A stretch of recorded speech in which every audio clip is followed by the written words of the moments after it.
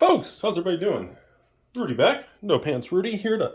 just got done doing a couple pallets of mail, exhausted, cooling off, and I compiled some questions in the old notebook here to talk to everybody about.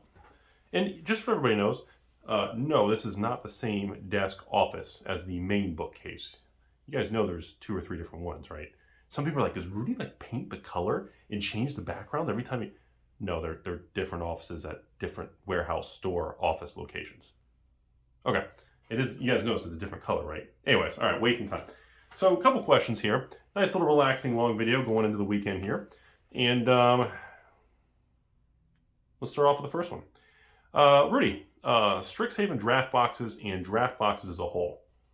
I noticed that the draft box prices seem to be highly inflated. The prices don't seem to be coming down. The average Timmy is getting railed financially, paying $130, $140 for booster boxes. Can you give us your opinion? Sure. So first of all, if you're not aware, as of the filming of this video, mid-July 2021, geez, really? StrixHaven draft boxes are completely unavailable from Wizards of the Coast. Their Texas location printing doesn't have any. They're trying to get more. Their warehouse distributors don't have any. I cannot order a pallet. I can't get it. StrixHaven draft boxes, they're not out of print. Don't FOMO and go back, oh, I'm going to buy a button. No, they're going to be in print for a while. Just be aware. StrixHaven draft, I'm not even offering it to the patrons or anything. I don't have it. Literally, I have a few cases I'm trying to get in orders just to kind of slow drip a few, but I can't actually order it because they are literally out of stock. Not out of print, so don't freak out. There is a trend, you all are right, for those of you noticing. Like the D&D set now, the draft boxes are, again, completely overly inflated and insane. Here's the thing.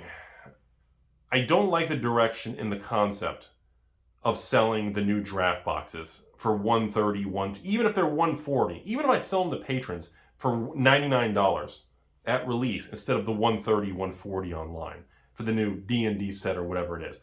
I don't like the idea of selling a new standard draft box, which is the same $80 wholesale, which should be, $82 to the patron type thing, or $90 on eBay. I don't agree that selling that for $110, even though it's 30% off market price, when we all know for 100% certainty that it's going to tank. That's not the same thing as like a Pokemon box or a Flesh and Blood first edition or a MetaZoo first edition, or a Force of Will single release or a Weiss single release. You're selling a bottlenecked product. It's a standard product, and it's a problem right now. I'm not sure how the story is going to unfold, but I don't like the direction. I don't like the idea of having to, even if I had to pay a higher price of $90 a box to get a large quantity, to selling a standard draft box for $1. I just don't like it. I think it's the wrong direction. And yes, Wizards does want me and everybody else to buy set boxes. I can order a whole pallet from StrixHaven Set Boxes from any distributor. I can probably get it in 3-4 days. And that's what they want. That's not an accident, folks. That's what they're trying to push us all to do. Remember, set box, 20% less booster packs. Remember, set box, 10-20% higher price. So Wizards makes more, and they have a lower cost of goods sold. They're winning on both ends of the sword there. So just be aware of that, everybody. Next thing to go over here. Rudy, what was the result of that Pokemon resealed case you got back from the patron? Did the patron get banned? Did you just refund him? Did he dispute the payment? Did you shut him down after the opening? What happened? So essentially, it was a longer-term patron, so he had more credibility, which is why the whole situation was suspicious. When I see any form of dispute, chargeback, attempted fraud, theft, anything, the first thing I do is, who is it? Are they a new patron? Where are they located? Have they purchased before? How much have they purchased? I look in the message hit. I pull all the records. That's the very first thing we do whenever there's anything that becomes suspicious or outside normal business stuff, okay? So that particular patron, there's been a lot of messages and financial talk and conversation on Magic, investing, stores, business over the years. So it was very unusual for that particular patron to return the Pokemon box or case and be that adamant about being resealed, and he's 100% certain, and he checked with others. And So I do believe that he believed it was tampered with. I believe that he believed it. I can tell by his mannerisms. Obviously, after the video, he got it back. It turns out like that Snorlax card was like one of the best cards in the set after I filmed it. And I was like, oh, well, this card literally was pays the entire box. And of course, some of the other full art, VMAX, whatever, were some of the cheaper ones. But still, the box value was greater than the cost of the booster box, the cards in it. I believe he believed it because of the garbage quality control and the shrink wrap that we've been seeing recently.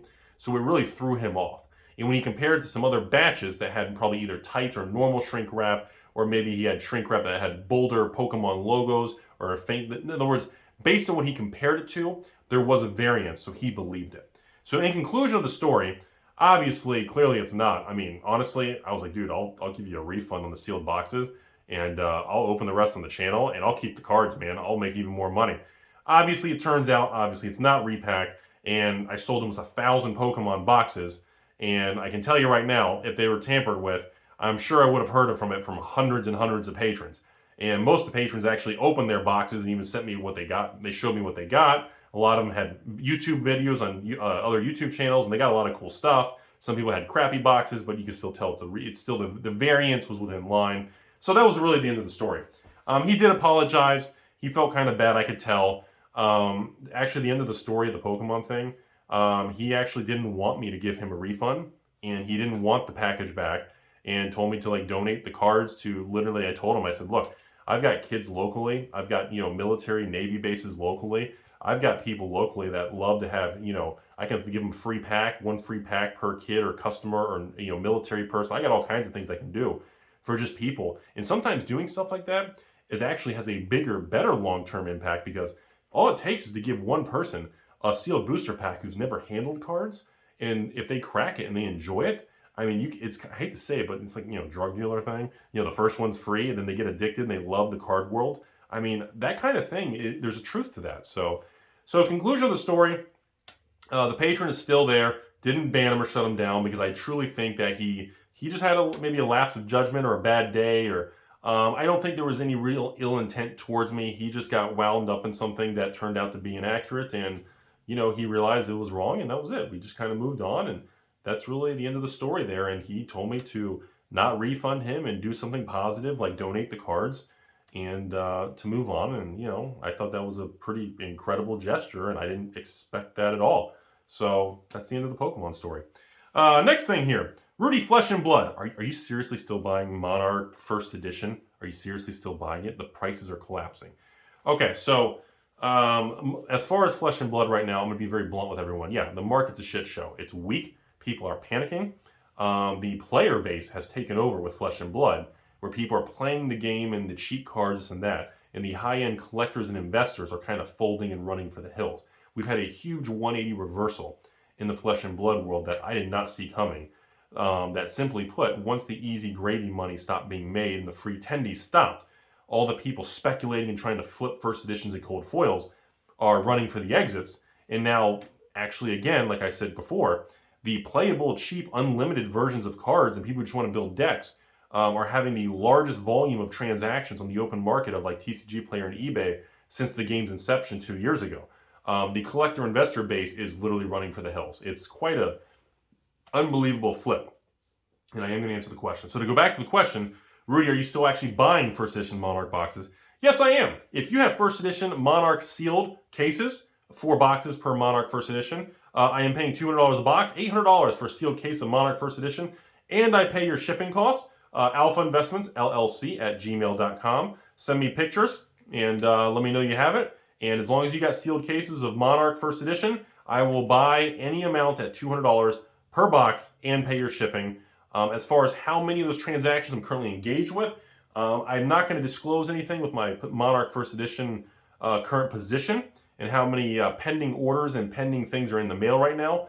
But I will tell you right now, I think it's between, as of this exact moment, I estimate I have 10 to maybe 15 individuals, some patrons, some not patrons, who I provided the prepaid shipping label. We've agreed on terms. They provided the picture, and they are shipping at least a minimum of 1 sealed case, and it is in the mail showing in transit but not arrived yet. So I can tell you it's between 10 and 20 just right as of the filming of this. That's all I'm going to state at this point in time. But yes, I am still buying. If the market drops lower, I'll lower the price a little bit. But as of right now, I am still paying $200 a box for Monarch First Edition, also known as $800 per sealed case. And I cover your shipping. I have no plans of changing that until further notice. And we'll see what happens, right? Okay, next thing. Rudy, inflation. Good old inflation. Standard boxes inflation. A lot of questions on standard boxes. A lot of questions on rising prices. Rudy, I know you sell standard boxes, still the cheapest in the country at $82 shipped. And I know you offer a double box option for people by the case, blah, blah, blah. There's becoming more and more suspicion, and there is accuracy to the suspicion, since distributors are charging so much for standard boxes, of which 1 or 2 distributors are now up to almost, I think it's 80, is it 87 wholesale per box or 88? It's insane. Plus $5 handling fee per order, 2% credit card fee per order. It's nuts. So I've been getting a lot more questions from patrons recently with the problems with standard boxes. Am I going to continue to sell Magic product, number 1? And number 2, am I going to continue to sell Magic standard boxes of this product? Okay, so there's a lot to unpack in this video, or this question. As of right now, I do not have any plans to discontinue selling Magic products as a whole. And I don't have any plans to discontinue selling standard boxes as a whole. I don't have any plans to cut that off. There's nothing in the works. On the other side of the coin, I have been notified that there is now the, I guess, United States Postal Service, as with FedEx and UPS and everybody, shipping costs, they are already talking about another price increase in the month of August. And I've been hearing it's between 5 and 9% price increase again. In addition, I'm hearing rumors of another price increase for shipping around November, December before the holiday rush for another 4 to 6% postage increase. Now, I'll be very honest. By the end of this year, yes, if postage costs they rise them, if they raise prices 2 more times, which they've already risen prices 3 or 4 times in the last year, that means like 6 price increases in 2 years. If this turns out to be true, yes, I will have to raise the price above $82 a box because it's just insane that inflation is just rearing inflation is just nasty. And I'm also hearing rumors, again, that either at the end of this year or the first quarter of next year, Wizards of the Coast wants to raise prices across the board. I've been hearing rumors of 3 or 4% for standard boxes, standard boxes, set boxes, collector boxes, and Commander products across the board, like a blanket price increase. So if that happens, even my cost of buying by the pallet of like $78, $79 a box for a standard box would go to like $81 a box. Plus I have to pay the PayPal fees. I got to deal with people stealing, scamming, return order, shipping damage. Plus I got to deal with actually shipping and paying postage costs.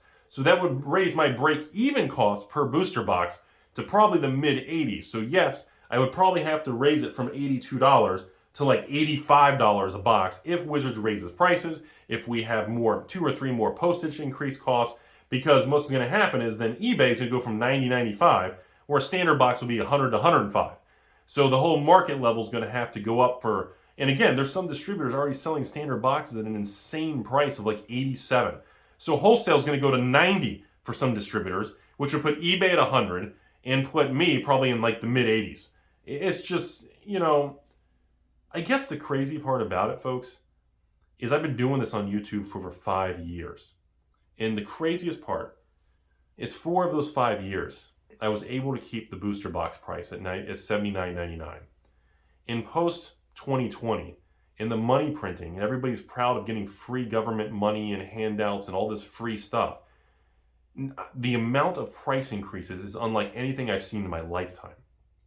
Some older people have contacted me, and some older store owners I've talked to on the phone have told me it reminds them of the 70s and 80s, where there was really big, nasty times of inflation. Can you imagine being in the 80s and getting like a CD at your local bank for like 9% interest, or leaving money in your savings account, checking account, paid 5%? Could you imagine that? Can you imagine getting 5% in your savings account, just leaving it in the bank?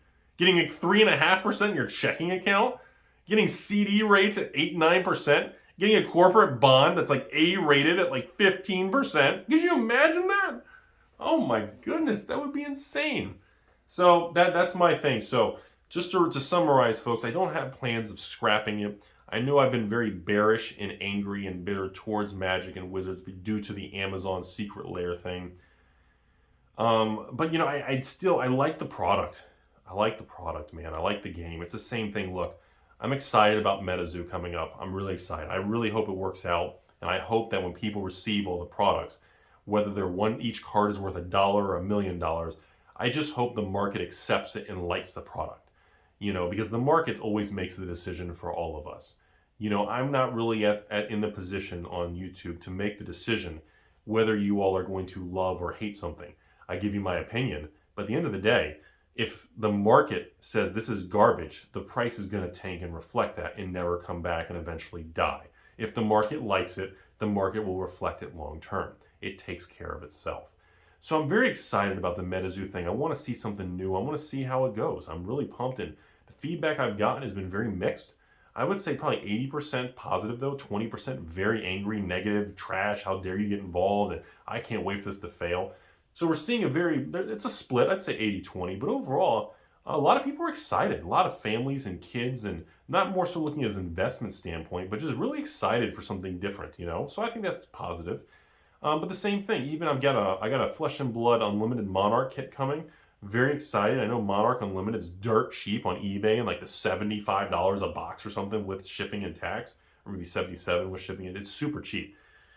And I'm very excited to offer, I'm going to have this awesome thing here in a couple weeks, in the first week of August or something.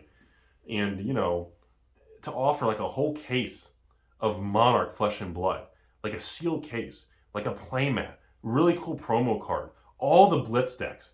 And it's it's like 300 and something bucks, man. It's super cheap. And to be able to get everything from promo cards to playmats, a case of 4 boxes, all the Blitz decks for a couple $100, that's just super cool, man. And you get it double boxed and protected. And I think that the value is amazing. And it's a great player package to enjoy the game. And it's like someone who's never tried it, you get to experience it all. I think that's really awesome, It's cheap. It's fun, and you get to try out the game. And I think that's a really cool thing. So, and of course, we've got, I'm still part of Force of Will. And, I've been doing every release of Force of Will, and it's been a huge success. Every release of Force of Will in the last 12 months has been bigger and better than the previous release.